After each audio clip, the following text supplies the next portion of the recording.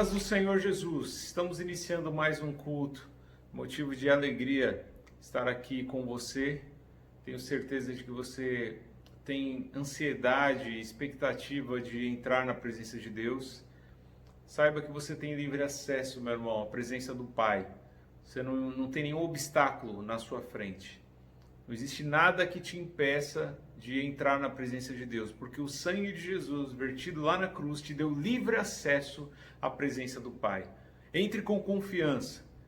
Se renda a Ele, meu irmão, porque Ele está esperando a adoração e o louvor que vem dos seus lábios.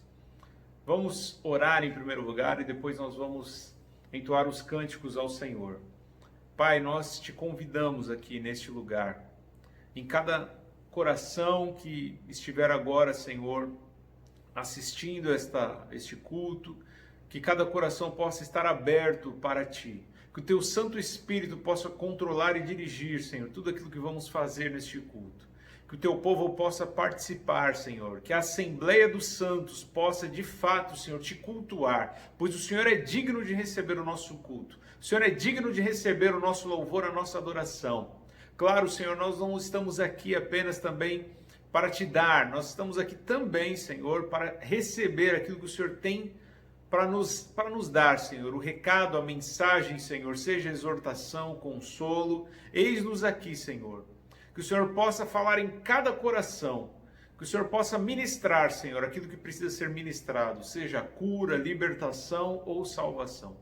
É o que nós Te pedimos, em nome de Jesus Cristo. Recebe o nosso louvor, Senhor. Amém. Amém? Vamos cantar aquele cântico muito conhecido que está lá no Evangelho de Lucas, quando Maria, mãe de Jesus, está feliz. Ela canta ao Senhor, ela adora ao Senhor. E da mesma forma, nós que hoje temos o Espírito Santo dentro de nós, nós que cremos no Senhor Jesus Cristo, também desfrutamos da mesma alegria, né?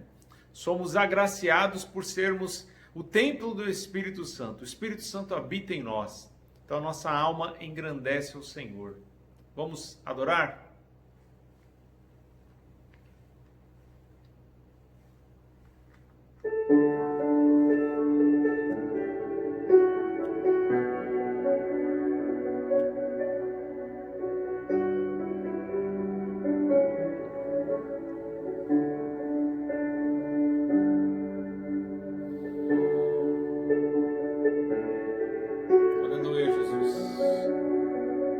Alegramos em Ti, Senhor. Nossa alegria não está condicionada às circunstâncias. Minha alma engrandece ao Senhor. Meu espírito se alegra em Deus, meu Salvador. Pois com poder tem feito grandes coisas e com misericórdia demonstrado amor. Santo, Santo,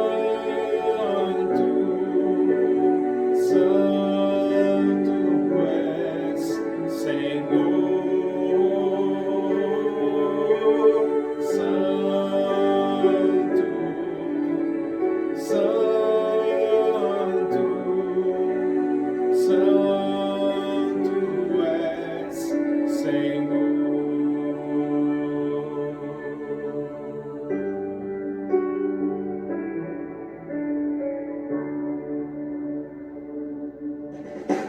Minha alma engrandece ao Senhor, meu espírito se alegra em Deus, meu Salvador, pois com poder tem feito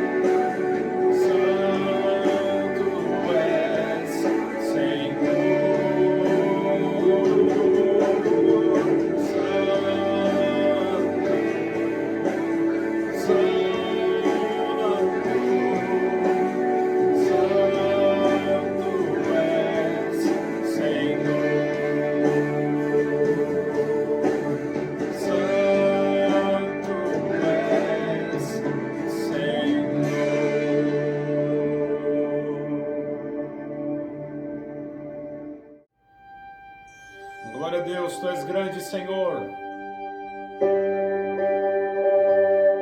Te exaltamos a beleza da Tua santidade.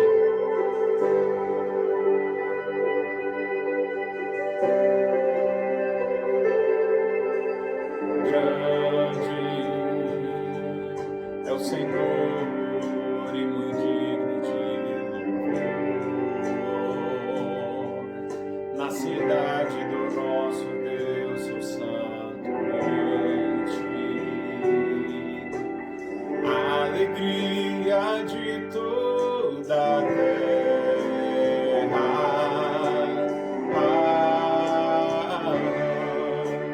Grande é o Senhor em quem nós temos a vitória. Ele nos ajuda, que nos ajuda contra o inimigo. Por isso diante dele nos prostramos.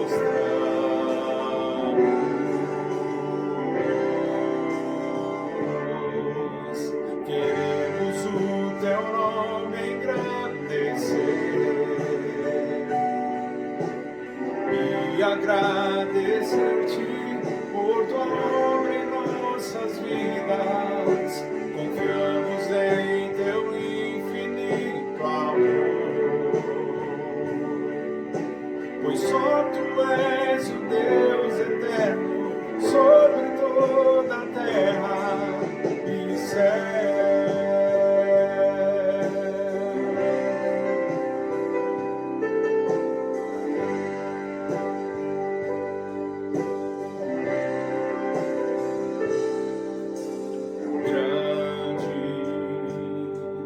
É o Senhor e muito digno de louvor. Na cidade do nosso Deus, seu santo monte, a alegria de toda a terra.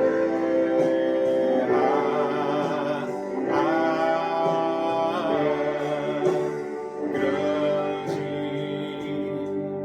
é o Senhor em quem nós temos a vitória e que nos ajuda contra o inimigo. Por isso diante dele nos prostramos.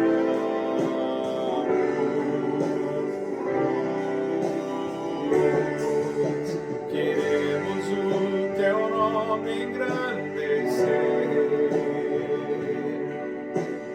e agradecer-te por tua obra em nossas vidas.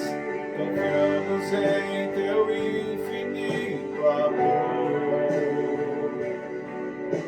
pois só tu és o Deus eterno sobre toda a terra e céu.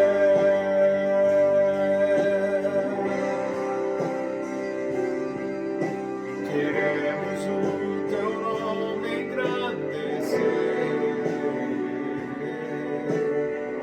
e agradecer-te por tua obra em nossas vidas.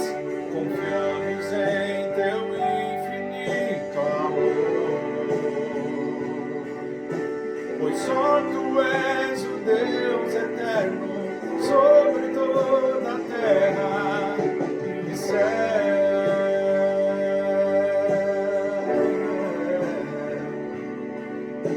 Pois só tu és o Deus eterno sobre toda a terra e céu.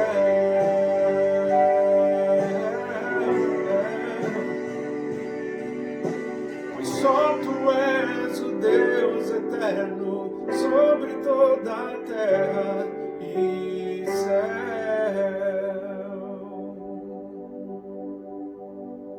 O tema da nossa pregação de hoje, o tema da mensagem que Deus colocou no meu coração é: não desista diante das dificuldades. Não desista diante das dificuldades. O texto base se encontra lá em Números. Números faz parte do Pentateuco, 5 primeiros livros da Bíblia, também conhecido como a Torá. Números capítulo 13, versículo 30 diz assim: Então Calebe fez o povo calar-se perante Moisés e disse: Subamos e tomemos posse da terra, é certo que venceremos. Até aqui. Vamos orar? Pai, eu te peço, Senhor, fala em cada coração, Senhor. Ministra a tua palavra, que a tua palavra seja como uma semente lançada em terra fértil. Que cada um dos meus irmãos que estão ouvindo ou assistindo essa mensagem, essa pregação, ouça a voz do Espírito Santo falando no coração deles. E que essa semente, Senhor, possa frutificar em cada um deles. Que eles deem resultado, Senhor, praticando, colocando essa palavra em seus corações e nas suas vidas, Senhor. É o que eu te peço em nome de Jesus Cristo, que o teu Espírito Santo possa trazer ânimo, esperança, mais fé. Em nome de Jesus Cristo é a minha oração. Não permita que Satanás roube esta mensagem, mas que teu Espírito possa livremente, Senhor, ministrar a tua palavra em cada coração. Eu oro e te agradeço desde já, em nome de Jesus. Amém. Amém? Não desista diante das dificuldades, meus irmãos. Mais do que nunca, nos últimos tempos, nos últimos meses, nos últimos anos, temos enfrentado dificuldades. Eu sei que você que está me assistindo agora deve estar passando por muitas dificuldades. Pode estar sentindo a solidão, a perda de algum parente, pode estar muitas vezes sofrendo por causa de desemprego, crise financeira, enfim. As dificuldades são inúmeras. Aliás, desde quando nós nascemos, as dificuldades já passaram a fazer parte da nossa vida. Até para nascer, muitos de nós, eu mesmo, como minha mãe sempre fala, o médico disse para ela que ou era ela ou era eu. Eu estava dentro da barriga da minha mãe, ali do ventre da minha mãe, numa posição errada ali diante da placenta. Não lembro exatamente com detalhes da história, mas ela disse que foi uma gravidez de risco e eu poderia morrer antes mesmo de nascer. Ou ela também poderia ser prejudicada. Então, as dificuldades já vieram antes mesmo de eu nascer, antes mesmo de eu entrar no mundo. E eu sei que com a maioria de vocês da mesma forma. Depois que você nasceu, eu acredito que você já deve ter enfrentado muitos problemas, muitos desafios. Incontáveis circunstâncias te cercaram. E sei que a maioria de vocês pensaram em desistir. E depois que se converte, então, meu irmão, tem muita gente que se ilude, né? Porque acha que vem para Cristo e os problemas vão acabar. E de repente se frustra porque percebe que aí que os problemas começaram. Porque quando você estava sem Cristo, você não era uma ameaça para o inimigo, que é espiritual, Satanás e os demônios. Quando você vem para Cristo, aí você se torna uma ameaça para o reino das trevas. E obviamente eles vão se levantar muito mais, com muito mais força, para tentar te parar, para tentar te fazer desistir. Uma vez que você tomou a decisão de seguir a Cristo e ser fiel a Ele até o fim, até a morte. Então muitos obstáculos vão aparecer na sua frente, se é que já não apareceram incontáveis obstáculos. E aqui nessa história que nós lemos, esse versículo aqui, 30 de Números, capítulo 13, está falando sobre o relatório dos 12 espiões, ou 12 espias, né? O povo de Israel, antes de tomar posse da terra prometida. Então vou fazer o resumo novamente daquilo que eu já falei muitas vezes e que você já está cansado de ouvir também, mas pode ser que muitos ainda não pegaram a história de Israel, a libertação do povo de Israel. Então o povo de Israel foi escravo no Egito por 430 anos. Deus enviou Moisés para libertar este povo, o povo hebreu, da escravidão e conduziu-os pelo deserto rumo a Canaã, a terra prometida, terra fértil, próspera, terra que mana leite e mel. E no meio do caminho, quando eles estavam perto já da terra prometida, perto de Canaã, Moisés enviou um líder de cada família de Israel, um líder de cada tribo de Israel, para espionar a terra, verificar se realmente é uma terra fértil, se realmente existe plantações em abundância, se realmente existem já povos que habitam ali aquela região, são gigantes, estão armados, eles têm muralha, não têm muralha. Então Deus orientou ali Moisés, Moisés, na direção do Senhor, enviou esses 12 espiões para estar investigando, espionando ali secretamente a terra que eles iriam conquistar. Terra que Deus já tinha prometido que iria dar para cada um deles. E até esse momento, meu irmão, até eles chegarem a esse momento de espionar a terra, lembre-se que cada um deles tinha vivenciado ali, tinha vivido e observado com os próprios olhos grandes sinais e maravilhas, grandes prodígios que Deus tinha realizado. Desde as 10 pragas, abriu o mar vermelho, conduziu eles com uma nuvem, uma coluna em forma de nuvem. Durante o dia e de noite era em forma de fogo que estava dirigindo, aquecendo, protegendo cada um deles. Deus os alimentou com o maná, o pão do céu.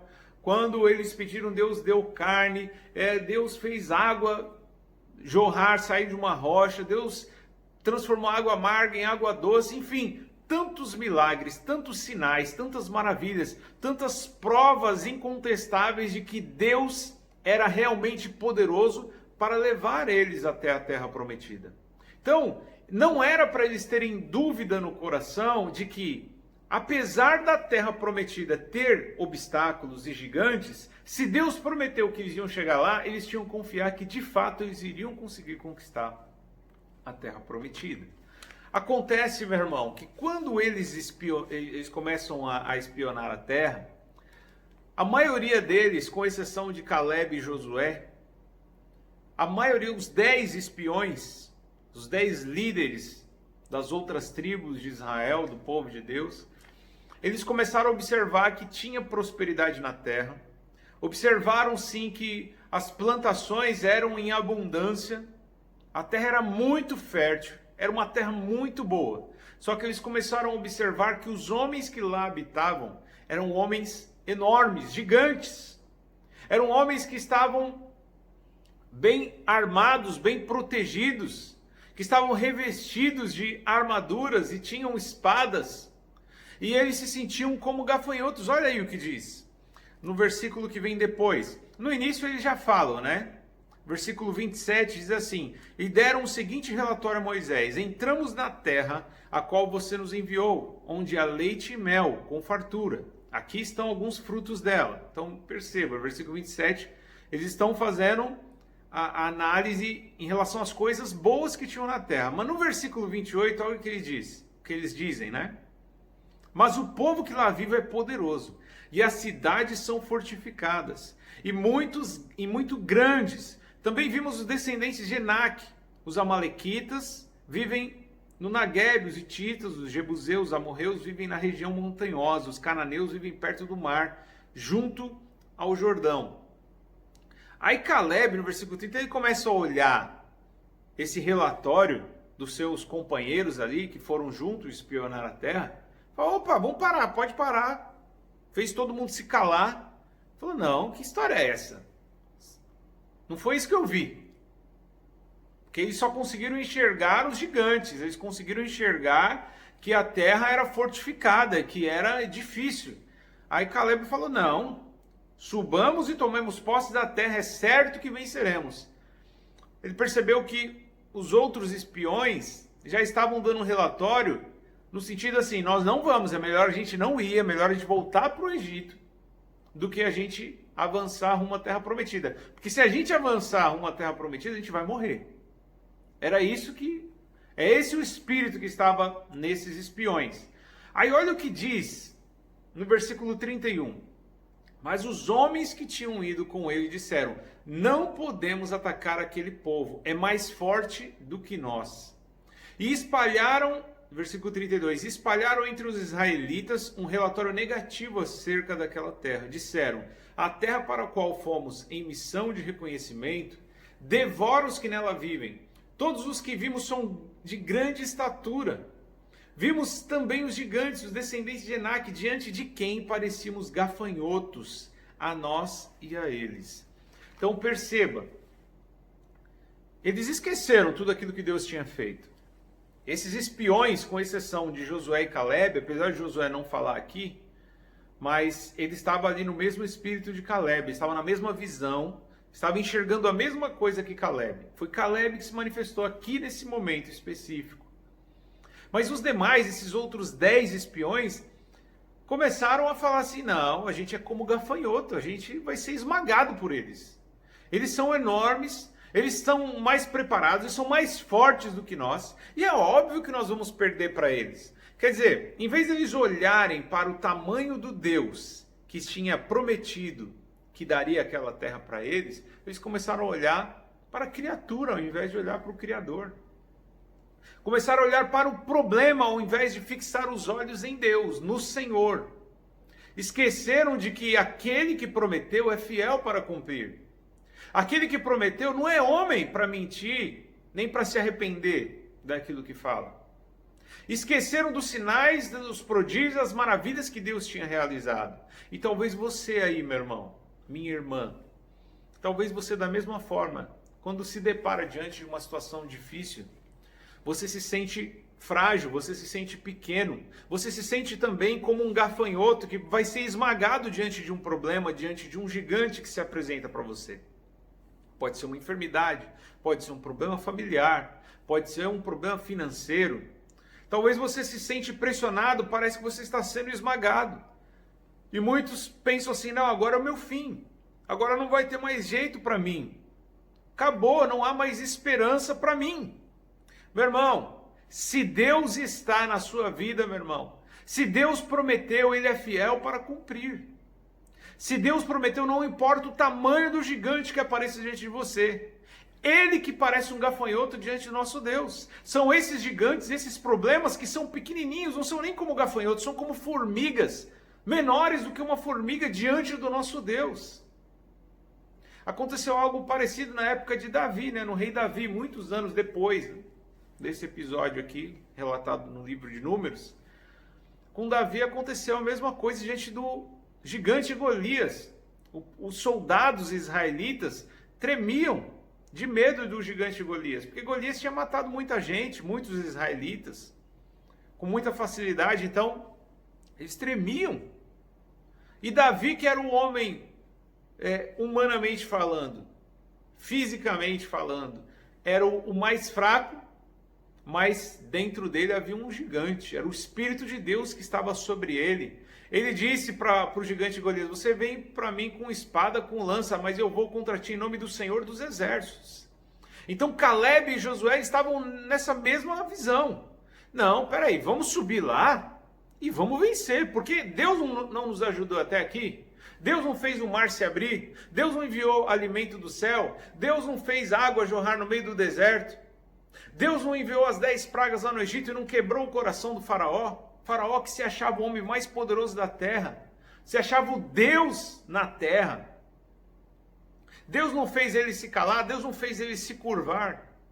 Então o que são esses amalequitas? O que são esses gigantes que estão lá? Eles são apenas mais um obstáculo que nós vamos superar. Deus está conosco e nós vamos vencer. Então, meu irmão, não desista diante dos problemas, diante das dificuldades, diante dos gigantes. Existem duas posturas aqui diante de uma mesma paisagem. Os 12 espiões viram a mesma paisagem, viram a mesma cidade, viram Canaã. Eles estavam olhando para a mesma direção, mas 10 viram uma dificuldade que seria impossível de ser superada. E 2 viram que era aquilo apenas um detalhe, que Deus estava com eles e que eles iam vencer. Então 10 deram um relatório negativo, 2 deram um relatório positivo. Eles estavam olhando para a mesma direção, estavam olhando para o mesmo lugar. E talvez você, meu irmão, está olhando para o mesmo lugar que eu. Você está olhando para uma situação que eu também estou enxergando. Você está olhando, talvez na mesma direção, mas está enxergando de maneira negativa, está enxergando não aquilo que Deus quer que você enxergue. Talvez você está olhando demais para as circunstâncias. Talvez você está usando demais os seus olhos físicos, os olhos carnais. Talvez você precisa usar os olhos da fé. Talvez você precisa enxergar que maior do que todos esses problemas é o nosso Deus. O nosso Deus é maior do que qualquer problema. E ainda, meu irmão, ainda que nada dê certo para nós aqui na terra, nós temos que olhar uma outra coisa que é mais importante do que as coisas desta terra, deste mundo. Deus já nos deu a vida eterna. Não existe vitória maior do que essa.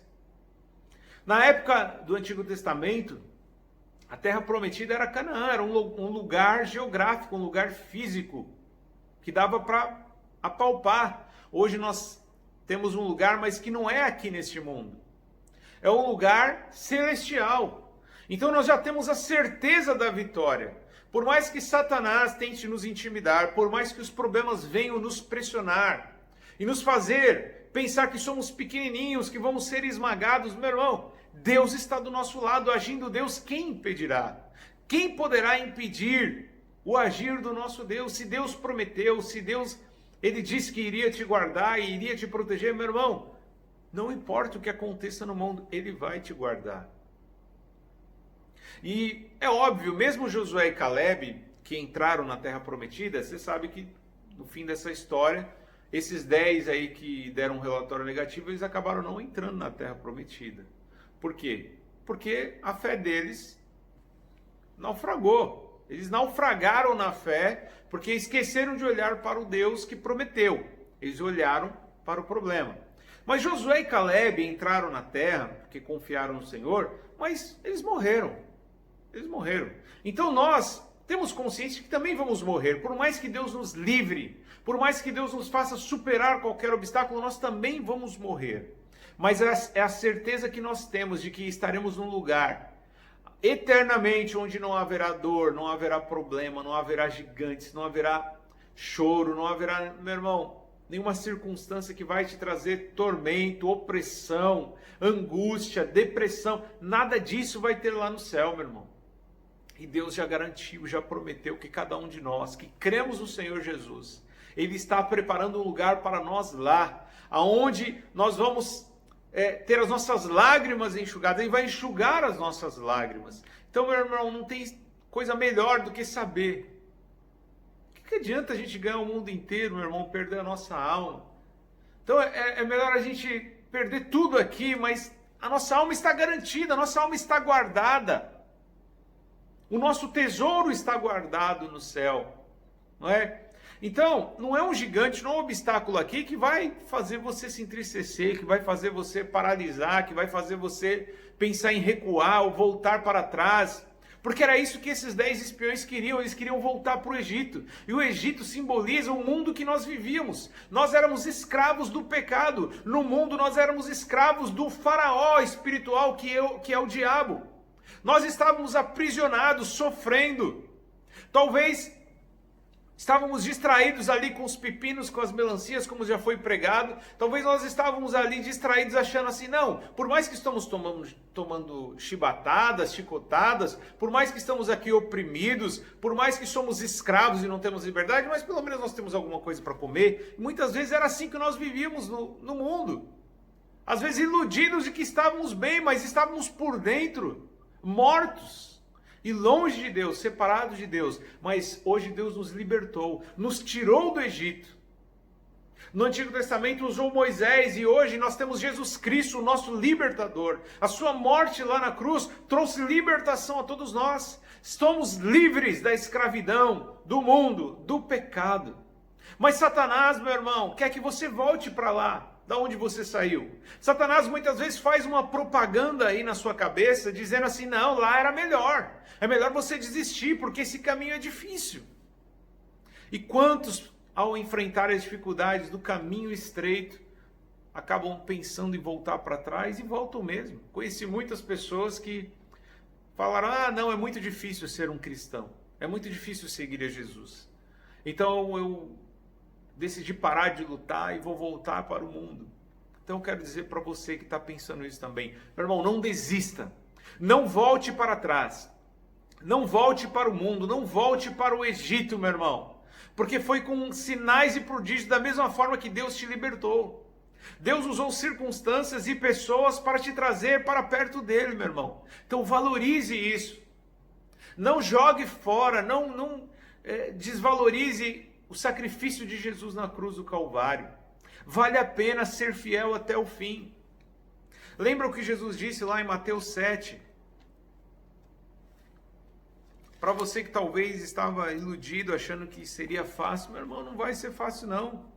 Jesus disse em Mateus 7, verso 13, entrem pela porta estreita, pois larga é a porta e amplo o caminho que leva à perdição, e são muitos que entram por ela. Como é estreita a porta, apertado o caminho que leva à vida, são poucos os que encontram. Lembra, foram 12 espiões.